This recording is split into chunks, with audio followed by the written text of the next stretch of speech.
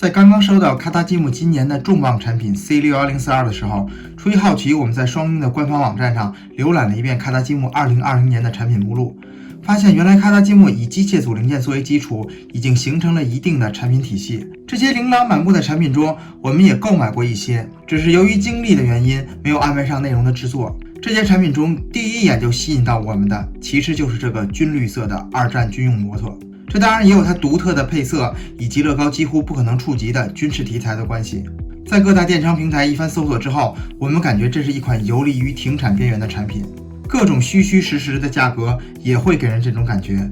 这是一款国内冷但海外反响还不错的产品。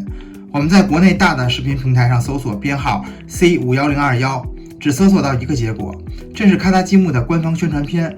这个宣传片的内容我们先放一放，似乎大家都无心去评测这款产品。我们改变搜索关键词三轮摩托积木，结果出来了2项。不好意思我们不是故意在给自己的老节目做广告。在 YouTube 上倒是可以找出一些国外的评测视频，这些搜索结果让我们对这套三轮摩托更加好奇了。于是我们向双鹰提出了评测需求，于是我们收到了由双鹰寄来的这盒积木。不过这次评测仍然和某些饭等关键词无关，因为有那个时间还不如评一评诸如百年牛、授权的头文字 D 这类产品。C51021在卡塔基姆内部属于军事系列，颜色方面如果对应到乐高的颜色，则应该算是深绿色。我们猜测这款产品在国内冷门的原因，可能是各积木厂确实很少推出这种边三轮摩托车，它在很多地方也被称为胯子或者胯斗。近些年的机械组类摩托车产品中，我们只在 Break4 上查到了一款魏乐7061，我们能找到的屈指可数的这2款边三轮摩托的评测，往往也都是在内容中互相提及。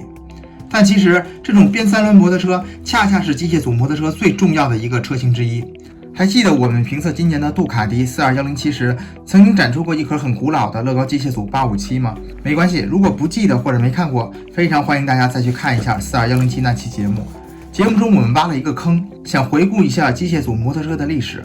坑还没填，没关系，正好借卡塔的这款三轮摩托再次引出这个话题。857来自1979年，是乐高机械组第一款摩托车，也是唯一的一款边三轮摩托车。这也是我感觉穿越回40年前的原因。乐高在70年代创始的时代推出了三轮摩托车，可能还是从三轮摩托车更容易设计出多合一的模型上考虑的。我们回想一下乐高数代2轮摩托车的 B 模式，几乎也都没有脱离摩托车的设定。而我能想到的 Tony-Hawk 方案，也就是那种直线加速赛车以及轮椅。不好意思，放错了。尴尬的是，这是我今天无意看到的42036的2个 mock。我发誓，我想到的上述的方案是在我看到这个页面之前。所以三轮摩托相比2轮摩托其实更具有可改装性。我们再在 Rebreakable 上搜索一下 Sidecar 这个关键词，出来的结果也并不多。这里面包括了一些乐高官方产品的 Tony-Hawk 方案。直到今年出现的那个42099的 mock， 我们才能看到遥控的三轮摩托。所以卡塔这套 C51021 至少在专家号的认知中，这是我们见过的第一款全遥控摩托车，当然 mock 除外。带有全套遥控动力套件，也响应了卡塔积木的口号，让积木动起来。光是遥控这一点就已经足够创新了。其实电机驱动的摩托车并不新鲜，乐高的8838的 B 模式是一款怪异的三轮摩托，电机放置在后部驱动后轮。卡塔的 C51023 则是将电机藏在了摩托车的内部，通过一个架子展示后轮以及发动机的转动，这也算2轮摩托车电动化的一个尝试。857则需要拆除跨斗用于安放电机。由于摩托车的特殊性，只有3轮摩托可以很好的实现真正的电动控制，而在电机摆放这块，卡塔做的无疑是最好的。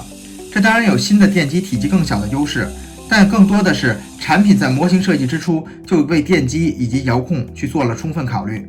C51021用于驱动后轴的 L 电机与857类似，放置在跨斗处，只是电机被很巧妙地藏于底部，电机动力横向出来，一路连接了后轴，一路连接前方的水平对置4缸发动机。这又是一套轴传动的摩托车，只不过传动轴的布局方式其实还可以做得更加合理。电池盒藏于跨斗的备胎下，备胎当然也是全尺寸的。接收器则藏于跨斗前部，只是固定点似乎有点少，接收器很容易脱落。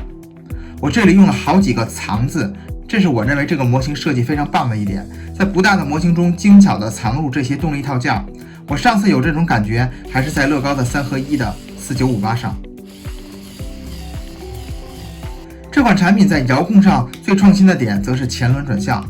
一般这种摩托车的模型，前轮转向其实就是一根可以自由活动的轴。真说车把连接那块的结构，这款3轮摩托其实也大同小异。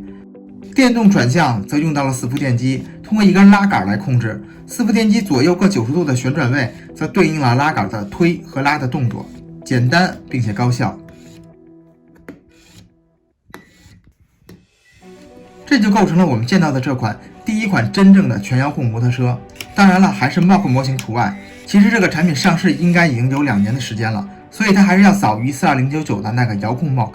C51021的外观设计也有不少亮点，软轴穿过孔梁弯折成曲面的方式，在乐高官方的模型设计中并不多见，更多的则是见于一些 Mock。车头头灯用的那个8110带来的球形框架的用法也绝对算是高超。虽然发动机是4缸的，但实际上用了6个气缸零件来还原造型。后轮处的几根孔梁做出来的辐条造型很有感觉，几处软管的使用也很恰当。面板提供的也不少，只是如果4伏电机那儿包裹的更严密一些，就会更加和谐。避震器是类似老式乐高8838那种款式的，只提供了2个前轮的，但因为轮毂固定方式的问题，这对避震的运作方式很怪异，而且比较鸡肋。有几个零件似乎是乐高所没有的。车轮的尺寸和42063是相同的，与其他一些摩托车模型放在一起很和谐。我们甚至可以用它的备胎去改装一款边3轮版的42063。